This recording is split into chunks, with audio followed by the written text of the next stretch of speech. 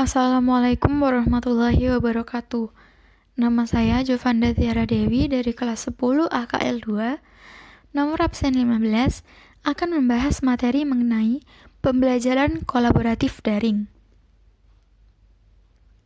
Yang pertama, pembelajaran jarak jauh melalui kelas maya, di mana kelas maya merupakan lingkungan belajar yang diadakan tanpa tatap muka secara langsung antara pengajar dengan siswa. Pengajar menyediakan bahan ajar dalam konten digital yang dapat diakses, disimpan, dan dibagikan melalui internet. Tujuannya yakni yang pertama, menciptakan pembelajaran yang dapat berlangsung kapan saja dan di mana saja. Yang kedua, meningkatkan keterampilan penggunaan teknologi informasi siswa. Dan yang ketiga, lebih memaksimalkan kemampuan pribadi. Jenis-jenis kelas maya. Yang pertama, Learning Management System atau LMS. Merupakan aplikasi yang digunakan untuk mengelola proses pembelajaran, mengirim konten, memastikan kehadiran dalam kelas maya, memastikan tugas terkumpul pada waktunya, dan menampilkan hasil pencapaian siswa. Fitur pada LMS. Yang pertama, fitur kelengkapan belajar mengajar, seperti daftar mata pelajaran, materi pelajaran, daftar referensi atau bahan bacaan. Yang kedua, fitur diskusi dan komunikasi, seperti instant messenger untuk komunikasi real-time, pengumuman, file, dan directory sharing. Yang ketiga, fitur ujian dan penugasan, seperti ujian online, tugas mandiri, rapor, dan penilaian. Aplikasi LMS yang bersifat proprietary. Yang pertama, Saba Software, yang kedua Apex Learning, yang ketiga Blackboard, yang keempat IntraLearn, yang kelima SAP Enterprise Learning. Dan aplikasi LMS yang bersifat open source. Yang pertama, eTutor, yang kedua Dokeos, yang ketiga .lrn, yang keempat Freestyle Learning, yang kelima Sakai. Yang kedua, Learning Content Management System atau LCMS. Merupakan sebuah sistem yang digunakan untuk membuat, menggunakan kembali, menempatkan, menyampaikan, mengelola, dan memperbaiki materi pembelajaran. Komponen-komponen LCMS. Yang pertama, Learning Object Repository, yang kedua Automated Authoring Application, yang ketiga Dynamic Delivery Interface, yang keempat Administrative Application. Yang ketiga Social Learning Network atau SLN. Merupakan pembelajaran yang memiliki jangkauan lebih luas dibandingkan dengan pembelajaran individu maupun kelompok karena melalui interaksi sosial dengan teman melalui jejaring sosial. Contohnya, Facebook, Twitter, dan Edmodo. Aktivitas siswa dalam kelas maya. Yang pertama, siswa terlebih dahulu menempati kelas yang telah dilengkapi dengan pengeras suara, LCD proyektor, komputer, mikrofon, dan beberapa kamera pengawas yang terhubung ke komputer guru. Yang kedua, interaksi antara siswa dan guru dilakukan di tempat terpisah dengan waktu yang bersamaan atas dasar kesepakatan bersama. Dan yang ketiga, selama proses belajar mengajar, siswa menyimak presentasi guru melalui website kelas maya. Komponen pendukung kelas maya. Yang pertama, konten untuk pembelajaran. Yang kedua, perangkat keras. Yang ketiga, perangkat lunak. Yang keempat, strategi komunikasi. Dan yang kelima, jaringan internet. Keunggulan dari pembelajaran jarak jauh atau kelas maya. Yang pertama, peningkatan mutu pendidikan dengan cara pemanfaatan teknologi.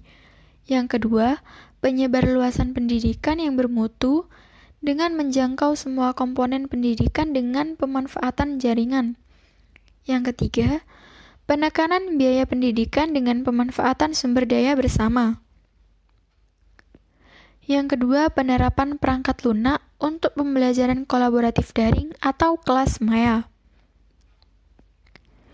Salah satu penerapan kelas maya yang paling populer yakni Edmodo, di mana Edmodo merupakan salah satu jenis Social Learning Network atau SLN yang beredar di www. Edmodo merupakan perangkat lunak Social Learning Network oleh guru dan siswa. Fitur utama Edmodo yakni yang pertama, kelas maya dengan sistem closed group collaboration di mana hanya yang terdaftar dan memiliki kode yang berhak mengikuti kelas ini. Yang kedua, komunikasi dan proses pembelajaran menggunakan model media sosial. Dan yang ketiga, mempunyai manajemen konten pembelajaran. Membuat dan mengelola akun Edmodo. Yang pertama, membuat akun siswa, di mana sebelum mendaftar dan mendapatkan akun di Edmodo, siswa dibekali 6 digit kode grup di mana kode tersebut berisi nama kelas dan mata pelajaran yang telah disiapkan oleh guru. Yang kedua, mengatur akun siswa, yakni dengan mengklik panah bawah di bagian sudut kanan atas halaman beranda, lalu klik pengaturan. Pada halaman pengaturan, akan mendapati menu untuk pengaturan informasi pribadi, kata sandi, notifikasi, dan aplikasi.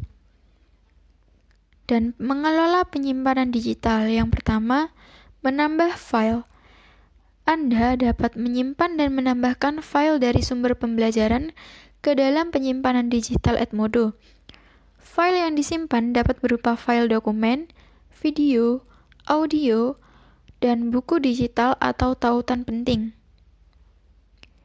Yang kedua, menyimpan catatan. Apabila siswa ingin menyimpan catatan penting dari pengajar ke penyimpanan digital, maka cukup dengan klik panah bawah di sudut kanan atas catatan tersebut. Kemudian, klik pilihan tambahkan kiriman ke ransel, maka catatan tadi akan tersimpan ke penyimpanan digital. Yang ketiga, membuat folder. Membuat folder adalah salah satu cara penataan penyimpanan digital agar dokumen tertata rapi. Yang keempat, membuat akses ke Google Drive. Dengan cara pilih penyimpanan digital, lalu klik tab Google Drive di sebelah kiri. Setelah itu, pilih hubungkan dengan Google Drive. Kemudian, login ke akun Google dan pilih Allow Access saat diminta untuk akses Google Drive. Dan yang keenam, melihat dan membaca materi belajar dalam penyimpanan digital.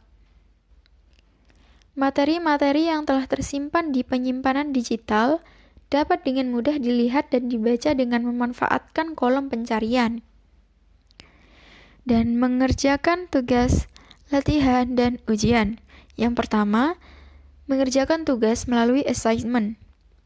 Setiap tugas yang diberikan oleh pengajar selalu memiliki informasi yang disampaikan seperti yang pertama, judul tugas dicetak dalam huruf tebal. Yang kedua, tanggal jatuh tempo pengumpulan tugas. Yang ketiga, nama pengajar pemberi tugas. Yang keempat, gambaran singkat dari tugas yang diberikan. Dan yang kelima, jika ada biasanya disertakan file lampiran. Dan yang kedua, mengerjakan latihan atau ujian daring. Terdapat 5 jenis model soal yang akan ditemui dalam latihan atau ujian, yaitu yang pertama, tipe pilihan ganda, yang kedua, tipe benar salah, yang ketiga, tipe jawaban pendek, yang keempat, tipe isian, dan yang kelima, tipe mencocokkan. Sekian dari saya, terima kasih. Wassalamualaikum warahmatullahi wabarakatuh.